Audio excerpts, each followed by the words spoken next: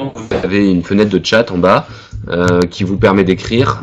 Donc on a Marilou qui est en face de nous, qui s'occupe de vous répondre si vous entendez mal, de vous expliquer comment tout configurer. Donc n'hésitez surtout pas à dire si vous entendez mal, si les choses sont pas claires, si le décalage est trop élevé entre l'affichage et ce que l'on dit. Voilà, pour l'instant, on va faire la logistique. On va attendre pour formation encore 1 ou 2 minutes pour être sûr que tout le monde nous a bien rejoint. Et ensuite, on va pouvoir commencer le webinar. Donc, je vous laisse 1 minute pour allumer le son, pour gérer vos différents éléments. Et ensuite, on va commencer ce webinar.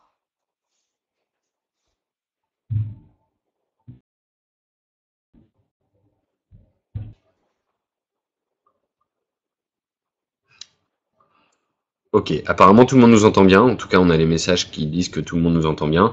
Donc on va pouvoir commencer. Le webinaire d'aujourd'hui va s'intéresser au tableau de bord, donc à la création, quelque chose de relativement important. On va faire un webinaire qu'on espère efficace et rapide. L'idée étant de durer 35 minutes au global. On devrait avoir environ un quart d'heure, 20 minutes de présentation avec Antoine. On va se présenter et ensuite on laissera la place aux questions parce que c'est vraiment ce qui est le plus intéressant dans un webinar, c'est que vous puissiez poser des questions et qu'on puisse vous répondre. Donc le plan de ce webinaire, tout d'abord, on va se présenter, qui sommes-nous. On va vous présenter les quelques nouveautés Iterop en dehors des tableaux de bord. Vous montrer ensuite que ces exemples de tableaux de bord que l'on a mis en place chez les clients. Je vois que on a une participante qui a un souci de son. Donc est-ce que vous pouvez nous dire si c'est que vous avez désactivé votre son ou que vous entendez mal? Donc, je vais continuer quand même, hein, mais n'hésitez pas à nous répondre, on voit les chats en même temps. Enfin, on va voir donc comment est-ce que l'on crée un tableau de bord, comment est-ce que l'on crée un indicateur de performance et qu'on l'intègre dans un tableau de bord. Enfin, bien entendu, on laissera la place aux questions et aux réponses pour que nous puissions vous répondre voilà, à toutes les questions que vous nous aurez entendues pendant le webinaire. Vous pouvez poser vos questions, n'attendez pas forcément la fin. Comme ça, de toute façon, Marilou envoie les questions à la fin, mais ça nous permet de les voir au fur et à mesure et éventuellement d'y répondre si on est voilà, sur le moment présent sur un problème de ce dont on est en train de parler à ce moment-là.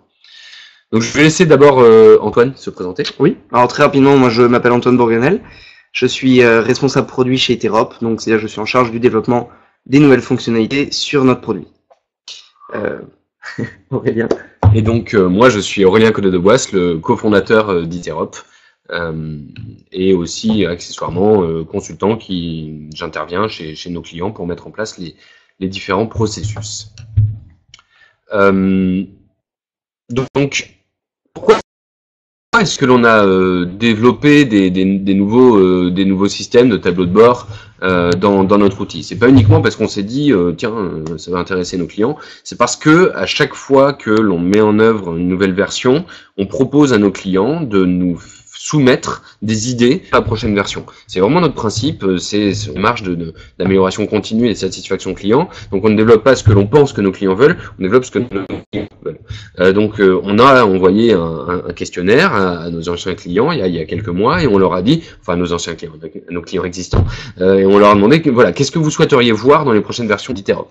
Une grande majorité des clients nous ont dit que ce serait la création d'un tableau de bord personnalisable parce que on a des données, on arrive à voir à peu près ce qui se passe, les processus sont très bien suivis, ça fonctionne bien, mais on souhaiterait pouvoir faire de l'analyse des processus globalement dans l'outil.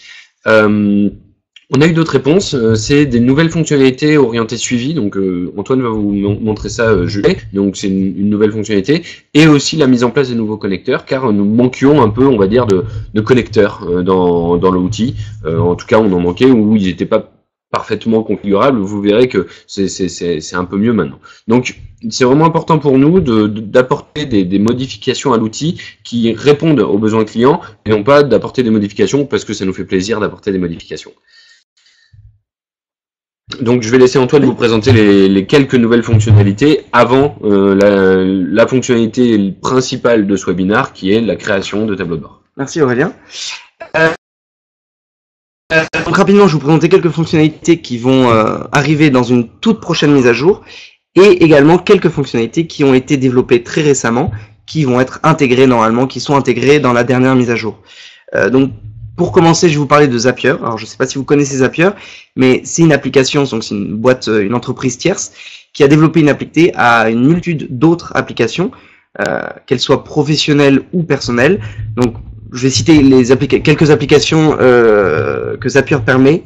Donc on a Google Agenda par exemple, Google Drive, plus orientés réseaux sociaux comme Facebook ou Slack, ou Trello, ou alors orientés très professionnels comme Salesforce. Donc ça, Zapier permet de se connecter à toutes ces applications et nous permettons maintenant de nous connecter à Zapier.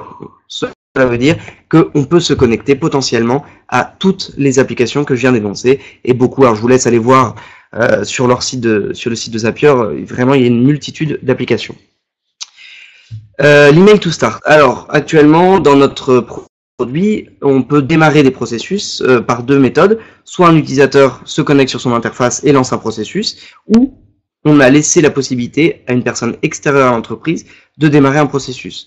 On a rajouté une fonction totalement automatique qui est par email. C'est-à-dire que notre système va se coupler à une boîte mail. Alors, je vous épargne les détails techniques, hein, mais on va pouvoir se coupler à une boîte mail prédéterminée. Et à l'arrivée d'un nouveau mail, on va lancer un processus. Donc, ça va être très utile, notamment pour tout ce qui est processus de tickets, notamment la gestion des tickets de support. Un client a une demande précise de support, notre système va démarrer automatiquement. Enfin, donc comme vous a dit Aurélien, une majorité de nos clients voulaient un suivi plus proche de ce qu'ils avaient besoin de leur métier. Donc nous avons décidé en gros de refondre complètement notre interface de suivi. Donc avant on listait l'ensemble des processus en cours, on pouvait suivre, bon c'était efficace, mais ça manquait de sens métier. Donc nous ce qu'on nous a ajouté, c'est qu'on va pouvoir démarrer une recherche, donc un processus, une période donnée. On va choisir quelles données précises et dans quel ordre nous voulons les afficher. Et ensuite, on va pouvoir les trier et ensuite enregistrer ces tableaux de suivi. Donc pour, par exemple, tous les jours se connecter et vérifier, par exemple, que la production n'est pas en retard. Donc on va donner un sens métier à notre suivi de processus. Là où, actuellement, c'est plus de la recherche, il n'y a pas trop de métier. Alors une fonctionnalité qui est déjà actuellement dans l'outil, c'est la délégation de compte. Donc si vous avez un collaborateur qui part en congé ou part en congé maladie, il va pouvoir donner à un autre utilisateur la gestion intégrale de son compte. C'est-à-dire que par exemple moi je pars en congé, je donne mon compte à Aurélien. Aurélien va du coup pouvoir faire avancer, réaliser mes tâches que j'ai à faire. Donc évidemment on garde l'information que c'est Aurélien qui l'a réalisé, mais pour moi. Il va pouvoir aussi démarrer des processus dont je suis en charge et suivre également les processus dont je suis superviseur ou contrôleur. Enfin, la création d'indicateurs de performance et la personnalisation de tableaux de bord. Alors, je vais laisser au final Aurélien vous le présenter tout de suite dans la démonstration. Donc ce que l'on va faire, c'est que l'on va couper la vidéo pour que vous puissiez mettre en plein écran.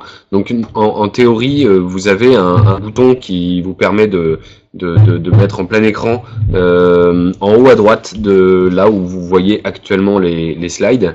Donc je vous laisse faire et donc je coupe la vidéo.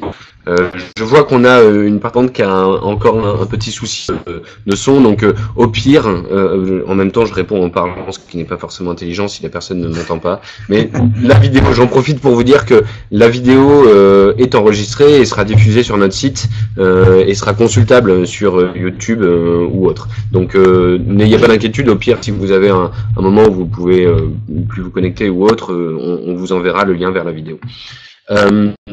Donc je vais passer sur le bureau pour vous montrer en fait les indicateurs de performance et les tableaux de bord.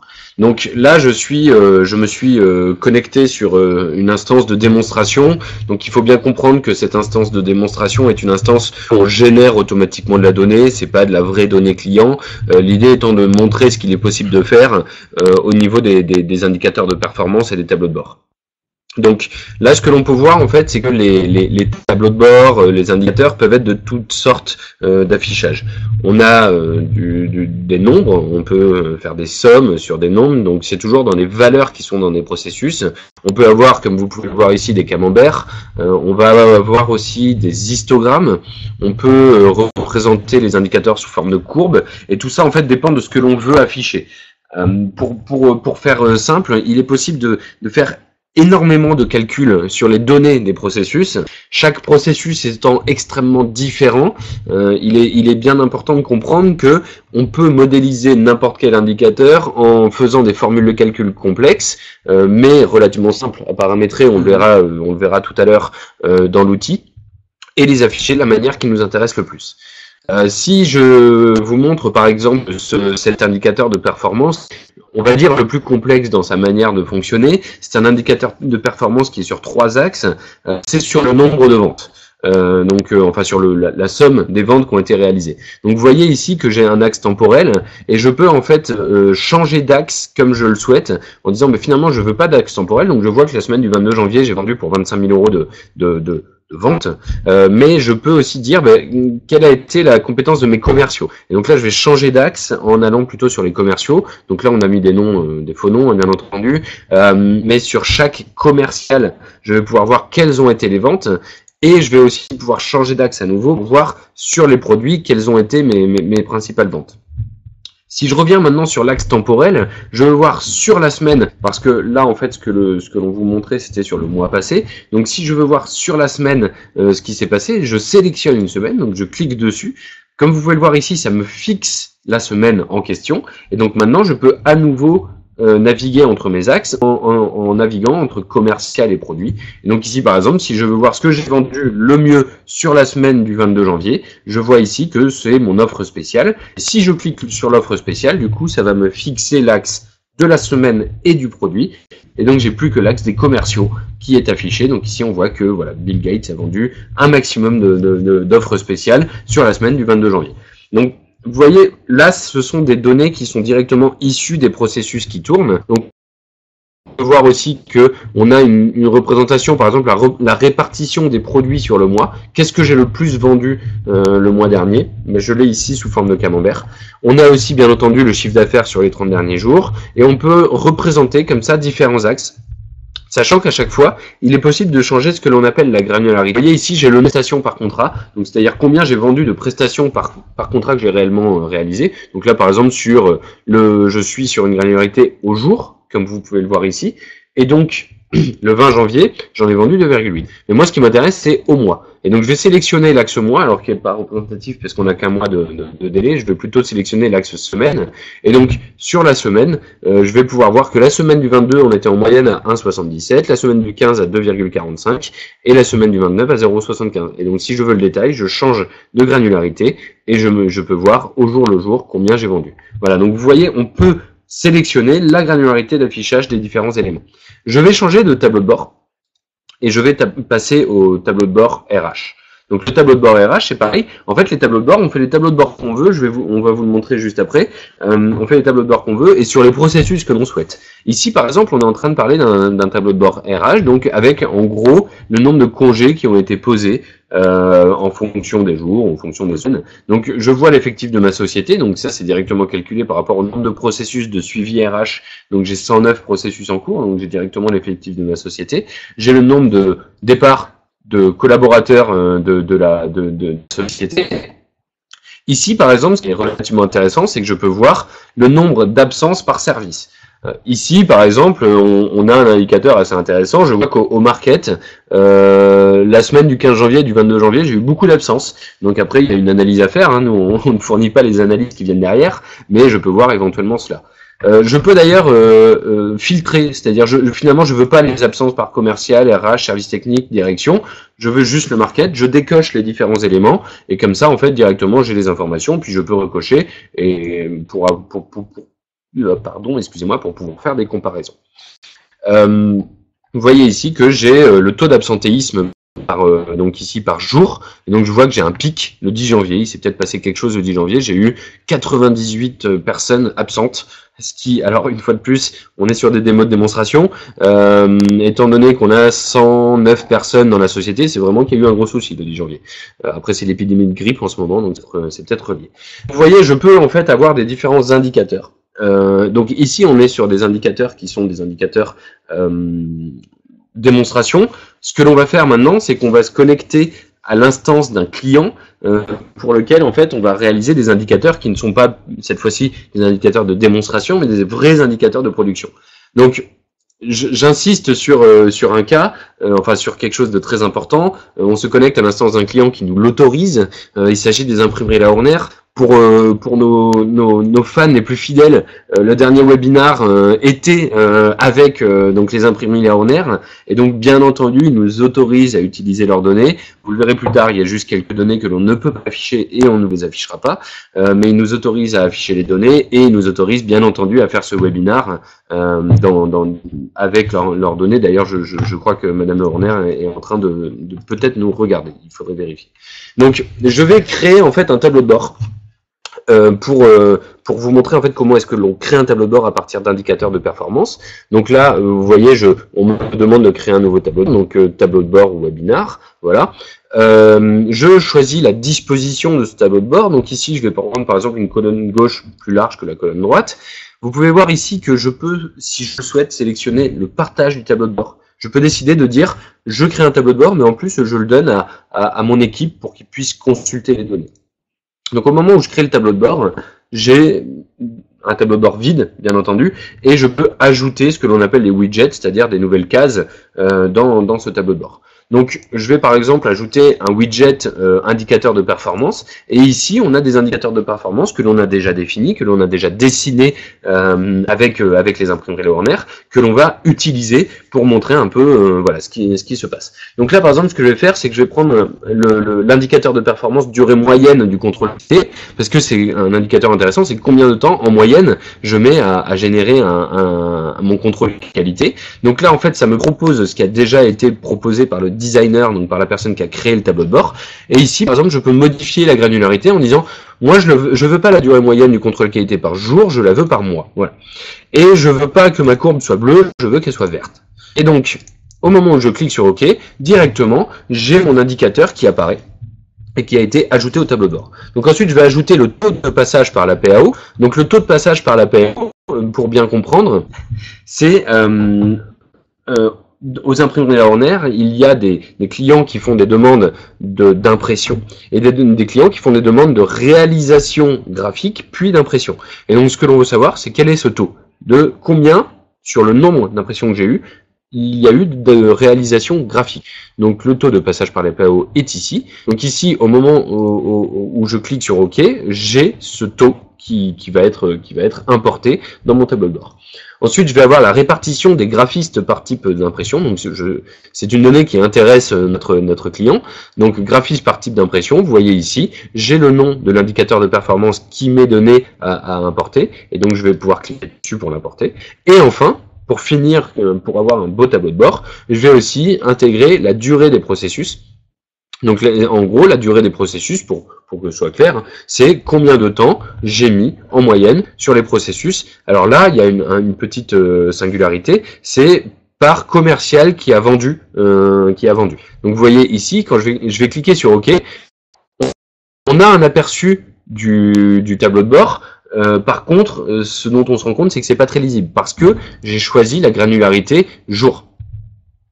Donc, ce que je vais faire, c'est que je vais plutôt modifier en disant, mais je vais plutôt la granularité au mois, par défaut, comme ça, ce sera beaucoup plus lisible. Et au moment où je fais OK, ça me modifie de l'indicateur, et donc là, moi, j'ai un tableau de bord qui me convient, je clique sur OK, et directement, j'ai mon tableau de bord avec les indicateurs qui vont bien, et je peux, du coup, automatiquement piloter mon activité avec les indicateurs que j'ai générés. Un petit point qui me semble utile à préciser, parce que en entreprise, on est souvent très fan d'Excel, c'est qu'il est possible à tout moment, quand j'ai un indicateur, quel que soit l'indicateur, vous voyez, j'ai un petit bouton en bas à droite, et je peux cliquer sur ce bouton pour, au lieu d'avoir une représentation graphique, avoir une représentation sous la forme de tableau. Et donc là, en fait, j'ai toutes les informations qui ont permis de générer le graphique sous la forme de tableau, que je peux bien entendu exporter. Et là, ça me générera un export Excel pour qu'on puisse ensuite générer du BI, des indicateurs spécifiques sous Excel, et ainsi de suite. Donc là, je vais laisser la main à Antoine pour qu'il puisse vous montrer comment est-ce que l'on crée un indicateur dans Iterop. Oui, merci Aurélien. Donc Aurélien voilà, vous a montré comment on crée son tableau de bord et comment on importe des indicateurs de performance. Donc ce qui peut être intéressant de voir maintenant ensemble, c'est comment créer un indicateur de performance et voir en fait si c'est compliqué ou pas. Donc pour ce faire, il faut aller dans Iterop Design. Donc pour ceux qui connaissent un peu l'application, donc on se rend compte que Iterop Design est l'application, le point d'entrée pour tout ce qui est dessin, pour tout ce qui est configuration des utilisateurs, des processus, des listes et des indicateurs. Et la partie Play, c'est toute la partie opérationnelle, c'est-à-dire c'est là où on va pouvoir les visualiser, dérouler les tâches, dérouler les processus. Donc, je suis dans Design, dans Iterop Design, et dans l'onglet Les indicateurs. Donc je vais choisir le processus dont je veux créer l'indicateur de performance, et je vais définir un KPI, c'est-à-dire que nous on propose 5 templates différents pour pouvoir créer des KPI très facilement. On peut, si l'on souhaite avoir une configuration beaucoup plus complexe et détaillée, on va pas le voir avec le webinar parce que c'est un peu plus compliqué, mais sachez qu'on peut être très précis en fait dans la définition d'un indicateur clé de performance. Donc là, qu'est-ce que j'aimerais créer? Moi, je suis dans l'imprimerie là on est, et j'aimerais suivre l'évolution de mon nombre d'impressions par mois. Tout simplement, je ne sais pas pourquoi, mais parce que les impressions, c'est une activité qui est particulièrement lucrative. Voilà. Donc, pour ce faire, je vais créer un KPI qui est suivre le nombre d'exécutions d'une tâche. Donc, comme je vous ai dit, j'aimerais suivre le nombre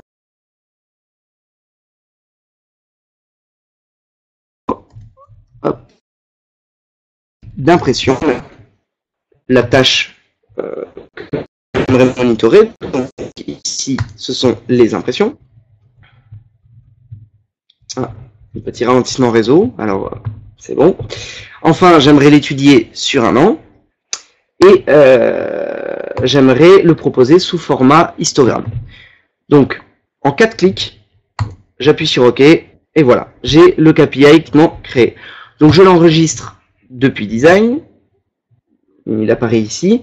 Je retourne dans Iterop dans le dashboard que Aurélien a créé et a configuré. Et si on regarde, donc j'ajoute un nouveau widget et instantanément, dans l'indicateur de performance, le nouveau KPI que je viens de créer, qui est le nombre d'impressions par mois. Ah, j'ai fait une petite faute que je corrige d'ailleurs depuis Iterop Play. Voilà, on a le KPI devant nous. Je peux également modifier depuis Play si je veux, par exemple pas en bleu comme vous a montré Aurélien, je le veux aussi en orange, pourquoi pas. Et voilà, et je l'intègre et là automatiquement, hop, on retrouve le KPI que je viens de créer. Donc, comme vous pouvez voir, en fait, c'est à la fois assez simple de créer quand même un dashboard, un tableau de bord, et c'est à la fois très simple aussi de créer des KPI, en tout cas des KPI comme ça, assez simples. Peut-être oui, voilà. On a créé maintenant nos tableaux de bord, donc on peut monitorer notre activité. Maintenant, ce qui est intéressant, c'est de connaître en fait l'état de notre activité, c'est de connaître l'état de notre processus. Et pour ça, on a rajouté un nouvel onglet qui s'appelle Analyse. Donc, qui est ici, qui est situé sur le menu à gauche. Donc, l'analyse va nous permettre on va prendre un processus donné, donc là, le suivi de commande, hein, le processus qu'on est en train de monitorer depuis le départ de ce webinaire, une période prédéterminée, donc là, moi, j'ai choisi du 1er novembre au 1er décembre pour avoir vraiment des données intéressantes, et je lance l'analyse. Donc, qu'est-ce qu'on voit, en fait? Qu'est-ce que va nous permettre notre système? C'est sur tous les processus qui ont été déroulés durant cette période, on va créer un ensemble d'indicateurs prédéterminés pour connaître l'état, en fait, notre état de santé de ce processus. Par exemple, donc dans le premier onglet, le résumé, on va pouvoir voir en fait le temps de réalisation, le temps moyen et la répartition du temps de réalisation de nos processus. Donc ici, c'est chez les imprimeries Larner, ils monitorent le suivi de commandes, c'est-à-dire tout ce qui est impression, production et tout ça. Donc là, on va pouvoir voir que en moyenne, on met 6 jours à suivre entièrement une commande du début jusqu'à la livraison. et avec un temps record de 2 heures pour la plus courte et 20 jours pour le plus long. Donc ça reste assez correct. Et on voit ici dans le graphique de droite la répartition de tous les commandes qui ont été suivies durant ce mois.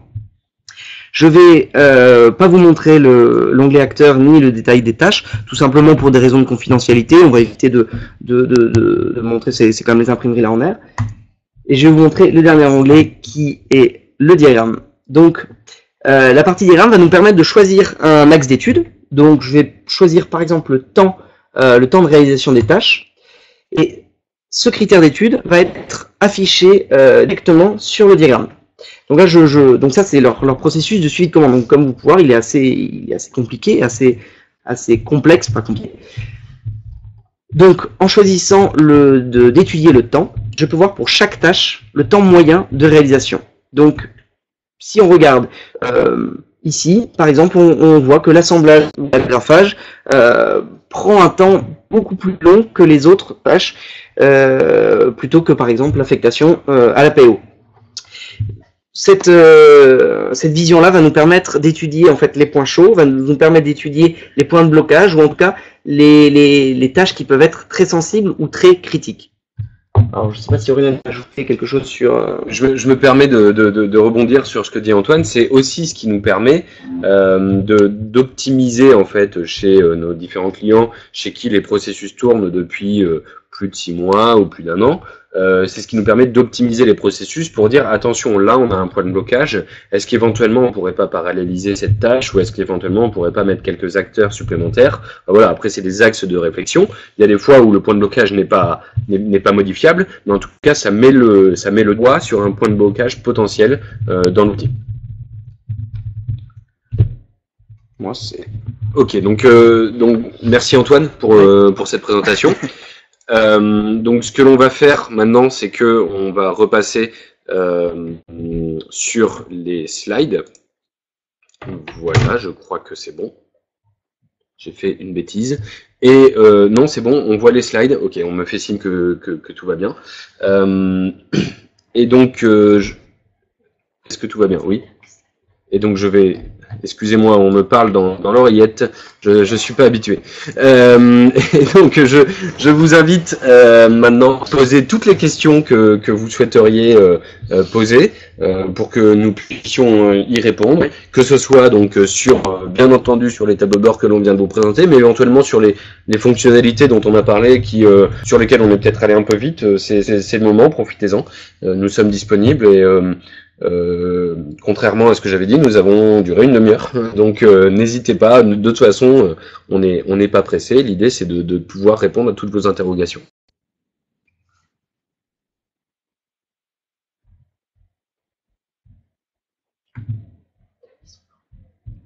Donc n'hésitez vraiment pas à poser des questions. Après, peut-être que tout le monde a très bien compris et tout le monde aussi. Alors je vois une première question qui est y a-t-il une limite au nombre d'indicateurs dans l'outil dans Interop? Donc non, il n'y a pas de limite au nombre d'indicateurs. En gros, pour nous, peu importe, on peut avoir 50 tableaux de bord, 50 indicateurs par tableau de bord, ça changera rien. Par contre, nous, ce que l'on conseille, c'est d'avoir maximum 4-5 tableaux de bord, parce que on le sait, quand on pilote une activité, si on a 50 tableaux de bord, on ne pilote rien. Voilà, et donc ce qu'il est important d'avoir, c'est un tableau de bord sur lequel on pilote l'ensemble de son activité, mais on n'a pas de limite, en tout cas contractuelle ou quoi que ce soit, au nombre de tableaux de bord qu'il y a dans notre outil. Alors pour la suivante, donc c'est la question, est-ce qu'on peut exporter les graphes? Donc je suppose donc les graphes qu'on a vus là, les KPI. Alors on peut, comme vous a montré Aurélien, on peut exporter pour l'instant les données brutes au format Excel. Donc comme il vous a montré, donc ça sera dans la prochaine version. Attention, c'est pas encore en cours. Donc on va pouvoir juste exporter en Excel. Par contre, on peut pas encore exporter en PDF. Alors c'est quelque chose qu'on pense faire assez prochainement, donc on tiendra au courant justement de cette fonctionnalité. Peut-être la présenter dans un prochain webinaire dessus. Mais voilà, on peut exporter en Excel actuellement. On pourra très certainement l'exporter au format PDF ou en tout cas au format image. Donc la question suivante, qui n'en est pas vraiment une, c'est donc Chameau, je crois qu'on voit les noms de toute façon dans le chat, nous dit que c'est clair au niveau des KPI. Et concernant en effet la modélisation en amont, je me permets de faire une petite transgression. Bien entendu, je dirais que le plus compliqué dans l'utilisation de notre outil n'est pas l'utilisation de notre outil, mais la réflexion autour des processus que l'on met en œuvre. Donc oui, nous sommes là pour vous accompagner sur la modélisation des processus, et c'est sûr que on s'en rend compte chez l'intégralité de nos clients. C'est pas forcément le plus compliqué, mais ce qui est le plus source de réflexion, c'est que fait réellement mon processus. Et quand on décide de s'attaquer au processus, des fois on se rend compte que on n'était pas forcément au courant de tout ce qui se passait dans son processus. Et on a exactement la même réflexion donc qui va arriver, j'imagine, dans le chat de Madame Balang, qui dit aussi que le souci c'est la modélisation de processus. Et donc je en profite pour réinsister, on est là pour vous accompagner. Nous sommes un éditeur logiciel, mais nous réalisons des prestations d'accompagnement de nos clients pour réaliser et pour modéliser les processus, bien entendu. Donc, est-ce que vous avez d'autres questions? Soit on a été très clair, soit pas du tout. J'ai l'impression qu'il y a relativement peu de questions. Nous restons disponibles, en tout cas pour quelques minutes, tant qu'on n'a pas d'autres questions.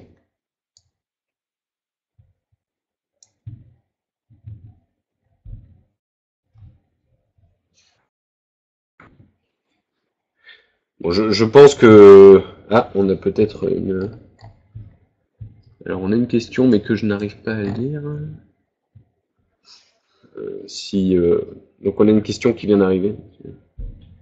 Je sais pas.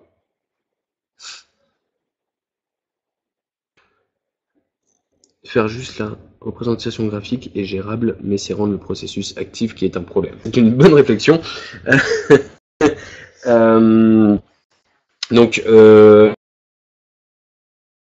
Madame Maling dit faire juste la représentation graphique est gérable, c'est un problème.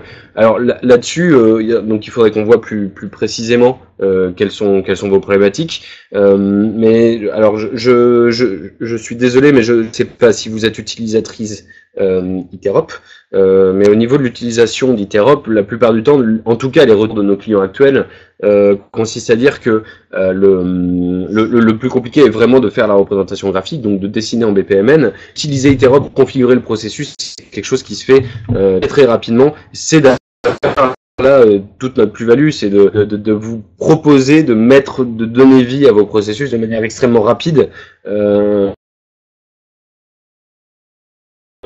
Une fois que la réflexion a été faite au niveau du processus.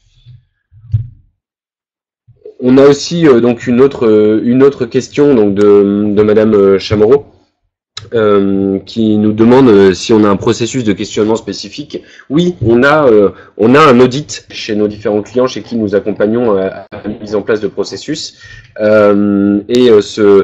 Cet audit permet en fait en une journée à peu près de définir quels sont les indicateurs clés de performance, quel est le processus, quels sont les acteurs clés. Ensuite, suite à cet audit, on est en capacité assez facilement de définir quelle sera la durée et quelle sera la difficulté de réalisation du processus. Et pour rebondir sur ce que disait Madame Balang, quelle sera la difficulté à donner vie au processus. Donc oui, bien entendu, nous avons ce déroulé, on appelle ça un audit, mais ça pourrait être, on va dire, une réunion préalable de mise en place d'un processus. Alors on a une autre question qui est: est-ce que l'évolution d'un calcul prend en compte les données de façon rétroactive? Alors juste ma question se porte sur l'évolution d'un calcul. Alors je comprends pas très bien. Est-ce que c'est la création d'un KPI? Si c'est la création d'un KPI, oui. C'est-à-dire que comme on a pu le montrer là quand j'ai créé l'indicateur clé de performance, pour les imprimeries, j'ai créé à l'instant T aujourd'hui, maintenant, on a pu voir que c'était des données sur un an. Si je l'avais modifié, si j'avais fait une formule très précise, si j'avais fait quelque chose de beaucoup plus précis, on aurait quand même tout le calcul qui aurait été fait sur l'année. Donc oui, oui, tout est évidemment rétroactif. De toute façon, toutes les données sont conservées dans notre système et le calcul d'un indicateur clé de performance prend en compte tout l'historique en fait de votre activité. Et je me permets de rebondir là-dessus. Les données donc sont historisées pendant au minimum un an chez tous nos clients. Et donc lorsque l'on recalcule un indicateur, au minimum on a un an d'historique. Et il faut savoir aussi que les indicateurs sont calculés donc au moment où on réalise l'indicateur, au moment où on le crée, sont calculés à ce moment-là. Par contre, quand l'indicateur existe et que il est intégré dans un tableau de bord, les données sont recalculées toutes les nuits par rapport en fait à ce qui s'est passé dans la journée, pour éviter des surcharges un peu élevées de serveurs. Voilà, les données sont recalculées toutes les nuits.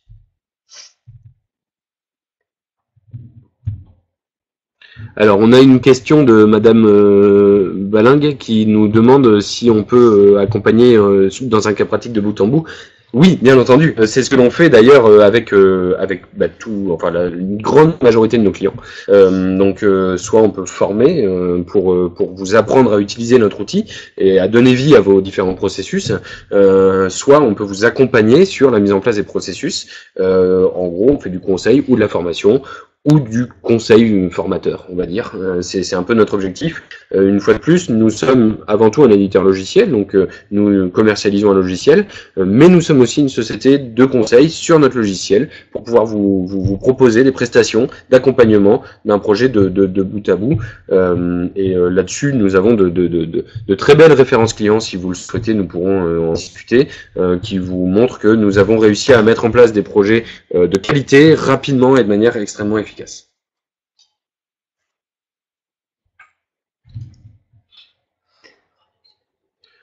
Donc on a plus de questions. Donc je vous remercie pour votre attention, pour le temps que vous avez passé avec nous. J'espère que nous aurons l'occasion de vous revoir dans l'occasion d'un futur webinar. Quoi qu'il en soit, cette vidéo sera postée sur YouTube dans la semaine. Et donc vous pourrez à nouveau consulter ce webinar et éventuellement le partager avec vos collègues ou avec vos amis, comme vous le souhaitez. Voilà, je vous remercie pour cette matinée et je vous dis à très bientôt. Et pareillement. Au revoir. Au revoir.